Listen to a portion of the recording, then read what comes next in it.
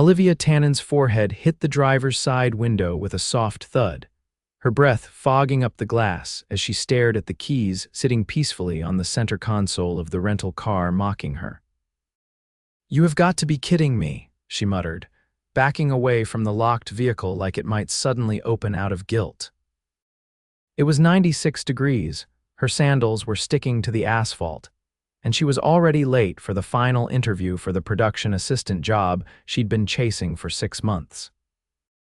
She looked up and down the coastal parking lot of the Santa Marina Marina, praying for a miracle or at least someone with a coat hanger. Instead, a sleek black Maserati pulled into the space beside her beat-up rental. The door opened, and out stepped a man in a crisp white shirt, sleeves rolled to his elbows, black slacks, and aviators that made him look like he'd walked out of a high-budget spy movie. Olivia squinted at him. "You wouldn't happen to know how to break into a car, would you?" He paused mid-step, one brow lifting just slightly behind his sunglasses. "That's not usually how people ask for help." "My keys are in there," she said, pointing at the locked car. "I have an interview in 20 minutes and I'm stuck, so unless you've got a better idea, I'm open to criminal activity." He walked over, glanced inside the car to confirm the situation, then looked back at her. "You're lucky." "I might actually know a guy, seriously," she said, hope lighting her voice. He nodded. "Stay here." She watched as he pulled out his phone, not texting, just calling someone, and within 10 minutes, a black SUV pulled up. A man stepped out with a lockout kit, nodded at the stranger, and popped open the rental car in 30 seconds flat. "Are you a magician?" Olivia asked, looking from the open door to the man with the sunglasses. "Just a guy who hates seeing people sweat in parking lots," he said, finally taking off his glasses. And wow, he had the kind of face that made you forget how to blink. Strong jaw, perfect stubble, and eyes so blue they looked unreal. "I owe you," she said, breathless from more than just the heat. "Maybe," he said casually. "What's your name?" "Olivia Tannen." He held out a hand. "Rowan Maddox." She shook it, the contact sending a strange jolt through her she couldn't explain. "Thanks again, seriously." "I've got to run or I'll miss my shot." "Good luck, Olivia Tannen," he said. "You're gonna kill it." She gave him a grateful smile, then took off running toward the marina's office, heels clacking, heart pounding. The interview was a blur. She'd gotten the job. She was officially a production assistant on the summer series Coastal Hearts, filming in Santa Marina for the next 3 months. By the time she got back to her rental, the Maserati was gone. She tried not to think about the stranger with the blue eyes and calm voice, but her brain had other ideas. She was still thinking about him when she walked into her first day on set and froze. Rowan Maddox was standing by the director's tent, talking to the producers like he belonged there. She blinked. No, it couldn't be, but it was. Same jaw, same eyes, same impossible calm. "Olivia," the assistant director called. "This is Rowan. He's the executive producer. You'll be working closely with his team." Rowan turned, and his lips twitched into a slow smile when he saw her. "Looks like you nailed the interview," he said. "You didn't mention you were this," she blurted. He crossed his arms. "I didn't mention anything, actually, but I'm glad you're here." For a second, the world tilted. This man, this gorgeous, powerful, impossibly rich man, had helped her in a parking lot without saying a word about who he really was. "You're the billionaire who owns this show," she said, still stunned. "I'm one of them," he said. "And for the record, I didn't know you were interviewing for a job on my set. I just saw a woman who needed help." Her cheeks flushed. "Well, thanks again." He leaned in slightly, lowering his voice. "You still owe me, you know," she swallowed. "What exactly do I owe you?" His eyes held hers a second too long. "I'll let you know." Over the next few weeks, Olivia tried to focus on work, fetching coffee, organizing scripts, wrangling actors, but her attention kept drifting to Rowan. He wasn't just good-looking, he was sharp, kind. Quietly intense. He didn't throw his weight around, but when he spoke, people listened. And sometimes, when he caught her watching him, he'd give her a look that made her forget how to breathe. One night, after a long shoot, she was walking to her car when she heard footsteps behind her. "Olivia," Rowan called. She turned, heart skipping. He held up a small white box. You mentioned your favorite bakery was in New York. I had them overnight this. She opened the box and gasped. Crosby's lemon lavender shortbread, he shrugged like it was nothing. You said you hadn't had them in years. Her jaw dropped. Rowan, that's insane. He stepped closer. I told you I'd let you know how you could pay me back. Yeah, have dinner with me. Olivia stared at him, stunned. You're asking me out, not as your boss, he said quickly. The season wraps in 2 weeks. After that, I'm just a guy who hasn't stopped thinking about the woman who locked her keys in a car. Her heart was hammering. And if I say yes, he smiled. Then we'll have dinner and see where it goes, she bit her lip. Okay, yes, his smile widened. Good. As he walked her to her car, Olivia couldn't stop the grin spreading across her face. She'd come to California chasing a job. She hadn't expected to find a billionaire, and she definitely hadn't expected him to ask her to dinner. The air in the rooftop restaurant shimmered with candlelight, the city below unfolding like a blanket of stars.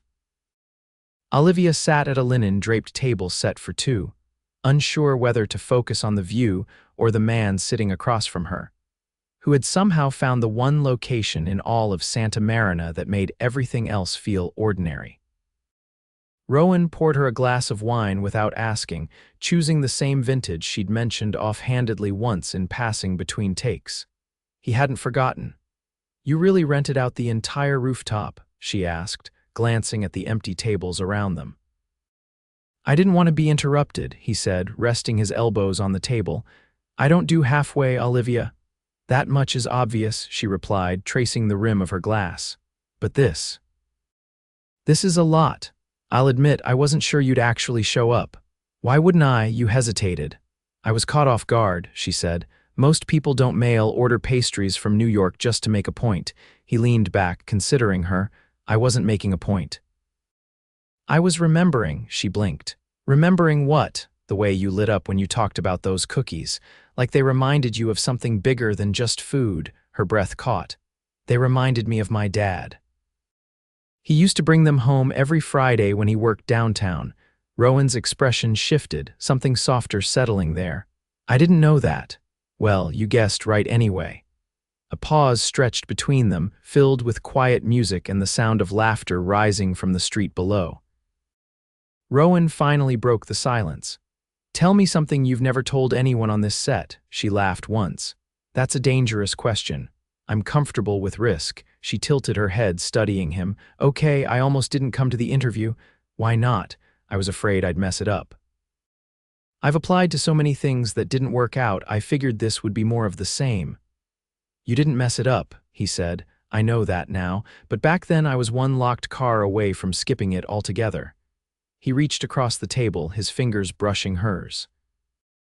Funny how one moment can change everything. She looked down at their hands. What about you? Something you've never told anyone on this set, he hesitated.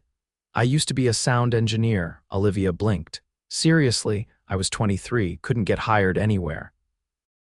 So I lugged cables and mics around for a documentary crew. I wasn't even good at it. She laughed again, surprised. You, not good at something? I had no patience. I wanted to be in charge. I didn't yet understand that leadership doesn't mean control. She was quiet for a moment. So what changed? I failed, publicly, badly, he shrugged. It taught me to listen before talking. She studied him, seeing something deeper now in the way he carried himself, not just confidence, but experience earned the hard way. The waiter returned with 2 covered silver trays, lifting the lids with a flourish to reveal dishes that looked like they belonged in a museum. Olivia took one bite and nearly groaned. I'm never going to be able to eat craft services again, she said. That's the goal, Rowan replied. She pointed her fork at him. You're trying to spoil me. He didn't deny it. Is it working? She took another bite, then met his eyes. Maybe. Later, when the plates had been cleared and the candles had burned lower, Rowan walked her to the elevator. Neither of them rushed the moment. I'm not used to this, Olivia said quietly as they stepped inside. Which part? Being pursued like this? It's usually the other way around. I'm the one trying to prove myself. Rowan watched the floor numbers change before replying. You don't have to prove anything to me. She looked up at him, heart thudding. What exactly are you looking for, Rowan? His gaze held hers, steady and unflinching. Something that doesn't vanish when production ends, her breath caught. You think this could be more? I wouldn't have invited you to dinner if I didn't. The elevator chimed and the doors opened. He didn't move. You don't have to decide anything right now, he said.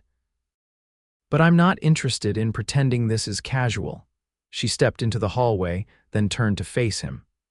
What if I told you I'm terrified of all of it, that I don't want to be another story people whisper about the assistant who dated the boss? What if I want to be taken seriously?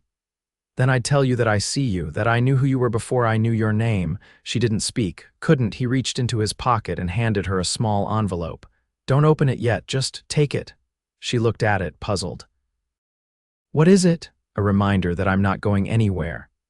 As the elevator doors slid shut, Olivia stood there, envelope in hand, pulse racing.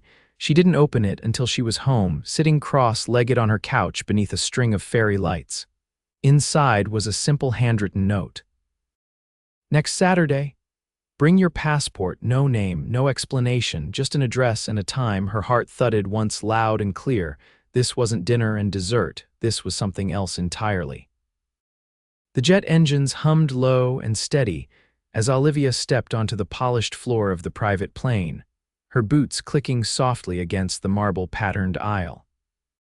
Her breath caught not from the luxury, though the cream leather seats and gold accents were impossible to ignore, but from the fact that she'd actually come. Rowan stood near the bar, 2 glasses of something chilled in his hand. He handed her one without a word, waiting as she looked around in disbelief. This is your idea of a casual weekend, she asked, lifting the glass to her lips. I didn't want casual, he said. I told you that, and you thought international airspace would help drive that point home. No, he said, nodding toward the wide window, but Paris might, she turned sharply. We're going to Paris. I know a chef who owes me a favor, he has a table on the Seine. You mentioned once you'd never been. I said that over lunch when we were both waiting for a rewrite. You actually remembered. He didn't answer right away. Instead, he set his glass down, walked over, and touched her wrist lightly. I hear everything you say, he said. I just don't always know when it's the right time to act on it. And now is the right time. You're not my assistant anymore, filming wrapped. You've got a few weeks before your next gig, and I want to know you outside of that set. The plane lifted gently, tilting them into the clouds. Olivia glanced down at the twinkling lights below, then back at him. I don't know what this is, she said, but I'm not going to pretend I don't want to find out. His hand didn't leave her wrist. Then let me show you. The city unfolded beneath them the next morning, bathed in gold. Rowan had arranged for a driver, but insisted they walk the final stretch. Olivia's scarf fluttered behind her as she kept pace with him along the narrow streets, past flower stalls and windows filled with pastries so perfect they looked painted. You're quiet, he said, offering her a croissant from a paper bag he'd bought from a street vendor. I'm trying not to wake up, she said, taking a bite, because I'm pretty sure this is a dream.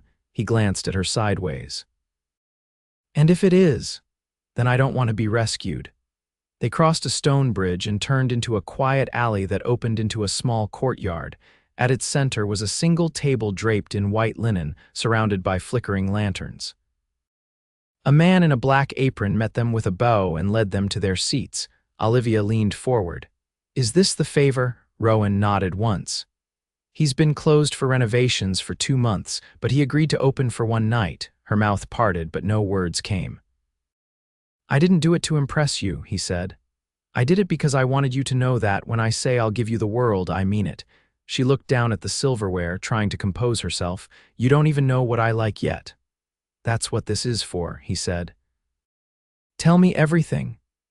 By the time dessert arrived, something delicate with lavender and honey, she'd told him about her childhood bedroom, her first heartbreak, the dog she'd lost in college, and the way she used to sneak onto sets in New York just to feel like she belonged. He listened without interrupting, his focus never drifting. When she looked up and met his eyes, something shifted between them. Not because of the romance or the glittering night sky, but because for once, she didn't feel like she was performing. She felt seen. Later, they walked along the river and he stopped near a bench overlooking the water. I used to believe love had to be earned, he said. that it came with success or reputation, but the more I built, the more hollow it felt. She didn't speak, sensing he wasn't finished. "You're the first person who didn't ask me for anything," he said. "You never once treated me like what I had defined who I was." She tucked her hands into her coat. "You helped me before you knew anything about me." "I didn't need to know everything," he said. "I just knew I wanted to." The wind picked up gently, carrying the scent of the river and something faintly floral. She turned to face him. "I'm scared," she admitted. "Not of you, but of what it means to let someone in. I've always had to keep moving, keep proving I was worth something." "You don't have to prove anything," he said. "Not here, not to me." Her eyes burned, but she blinked quickly and exhaled. "You're saying all the right things. I just don't know if I'm brave enough to believe them."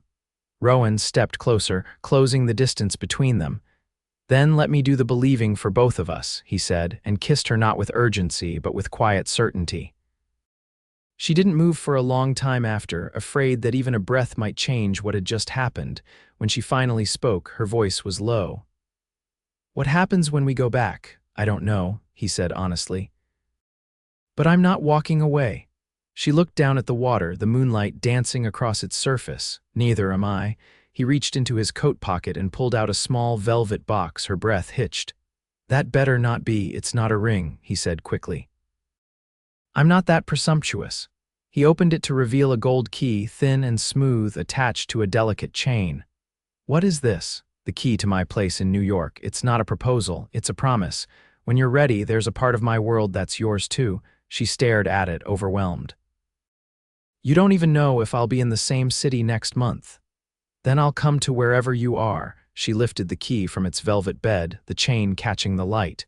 "You're not afraid of any of this, are you?" "I've been afraid before," he said.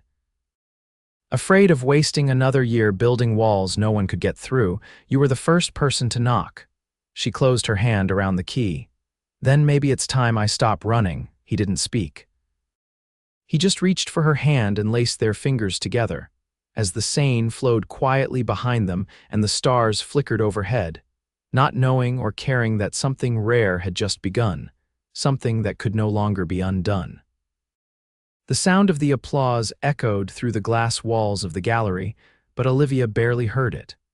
She stood near a painting of the California coast, her name etched neatly on the placard below it. It was her moment, her first public showing, curated by a woman who'd seen her sketches taped inside her production binder and insisted they belonged somewhere people could actually see them.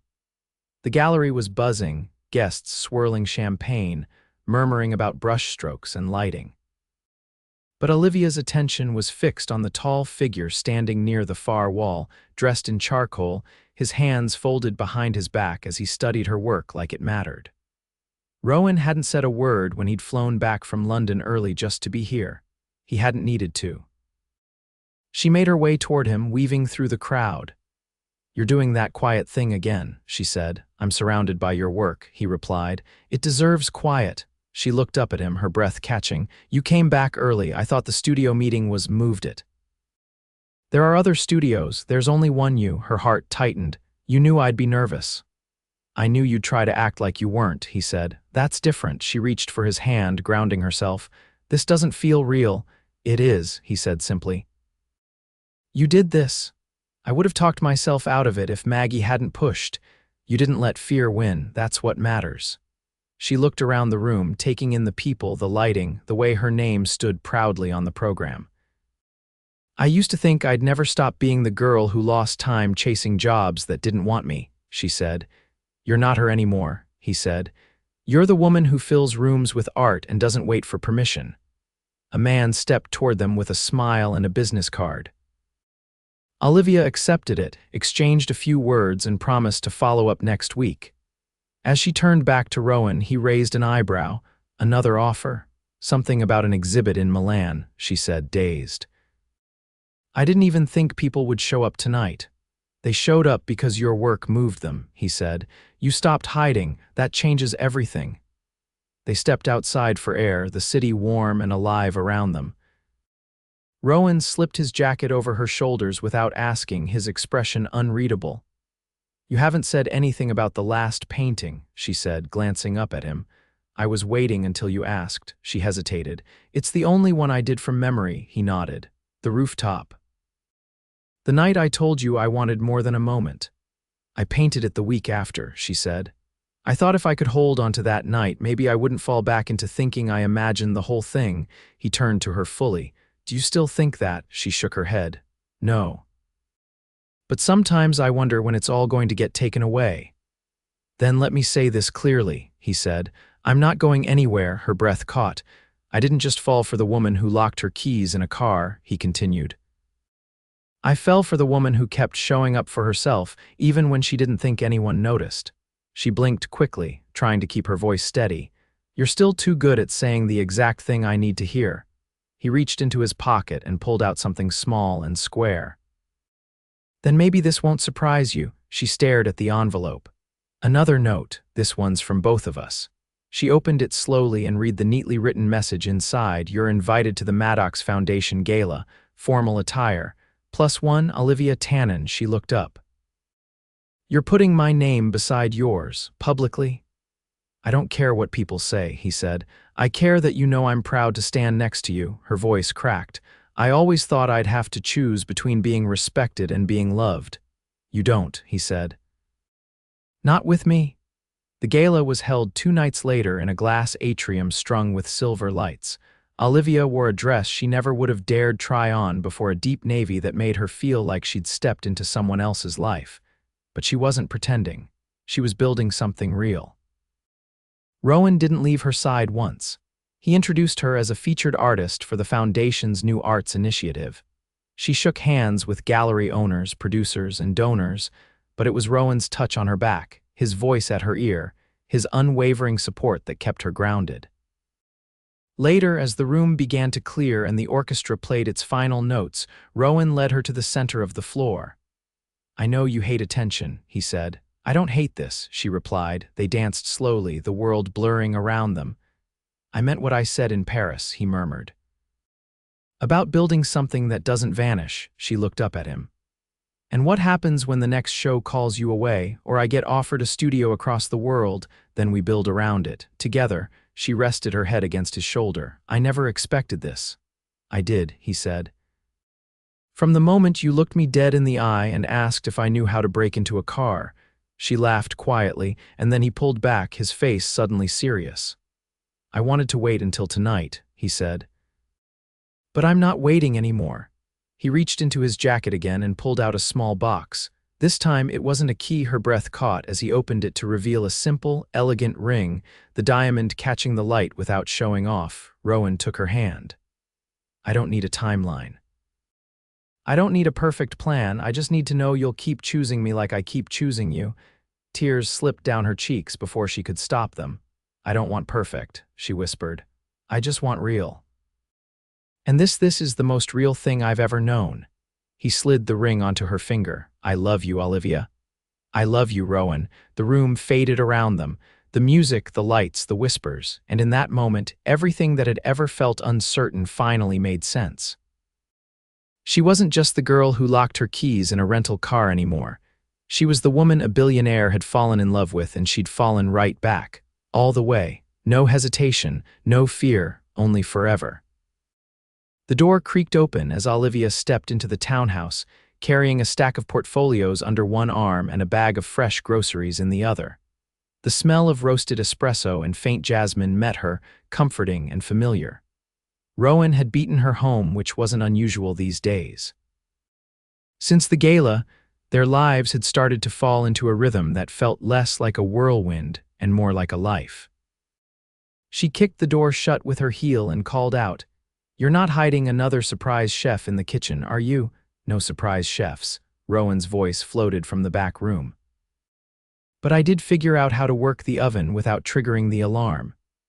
She set the groceries down and wandered toward him, her eyes tracing the shelves now filled with actual books and framed sketches, some hers, some not. The once cold space had softened around the edges. It felt lived in. It felt like them. He stood barefoot in front of the stove, sleeves rolled to his elbows, stirring something that smelled suspiciously like tomato and basil. You're cooking, she said, leaning against the counter. Is this a cry for help? He glanced at her, expression steady. I figured I'd try becoming a man of many talents. Corporate meetings, yes. Art installations, yes. Actual edible food, work in progress. She eased beside him, stealing a bite from the pan. That's surprisingly decent. I'll take that as the highest praise, he said. What's in the folders? Final contract for the Milan Gallery, she said, her voice light but tinged with something deeper.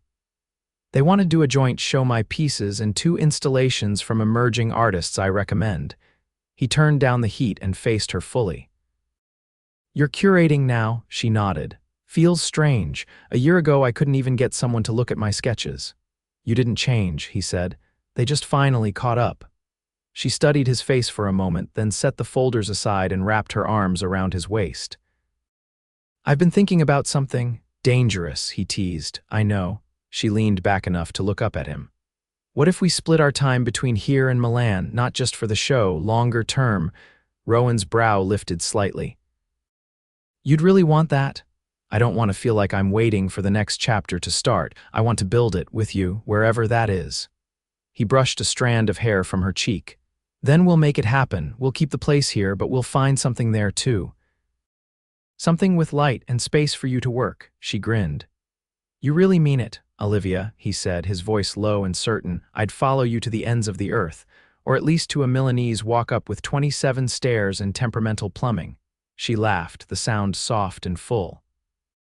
Later that evening, they sat at the dining table, no guests, no press, just the 2 of them, sharing a meal he'd managed not to burn. She glanced at the ring on her finger, then back at him. I've never felt this. Steady, she said, not even when everything was good growing up.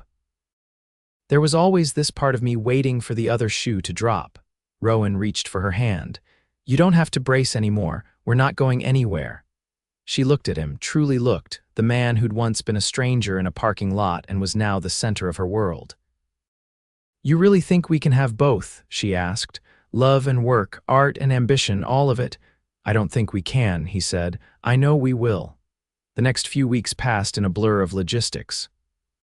The Milan space turned out to be a sun-drenched loft tucked above a vintage bookstore with arched windows and creaky floors that Olivia immediately fell in love with. Rowan never questioned her choice. He simply called his people and made it happen. They didn't rush the wedding. There was no need. Instead, they planned it together, intentionally and without pretense. It was held in the garden of an old villa outside Florence under a canopy of olive trees and soft lanterns. Only people who mattered were invited, no press, no spectacle, just love. Rowan wore a navy suit, no tie, heat curling his hair slightly at the edges. Olivia walked toward him in a dress of silk and lace, bare-shouldered and barefoot in the grass. She didn't carry flowers. She didn't need them. Every step she took was already filled with meaning. When they said their vows, her voice didn't tremble. I used to think I had to find a way in, she said, to break into some locked world and prove I could belong, but you never asked me to prove anything. You just opened the door. And you walked through it, Rowan said, his voice rougher than usual. Not because you had to, but because you chose this, chose me. I'll never stop being grateful for that. They didn't need a grand declaration. Their entire story had already been won. As the night deepened, they danced under the stars, surrounded by friends who had become family, and the kind of peace that only comes when every piece finally fits. Years later, in a quiet studio above the bookstore, Olivia pressed the final signature onto a commission contract while Rowan read beside her, barefoot and relaxed in a chair by the window. A faint breeze stirred the papers on her desk. You're staring, she said without looking up. It's hard not to, he replied. She turned toward him, her smile easy. We did it, didn't we? He closed his book. We're still doing it. Outside, laughter spilled up from the piazza and the sun dipped low across the rooftops, casting golden light across their floor. There was no doubt. No fear, no waiting for the other shoe. There was only this, love. Real, steady, and forever.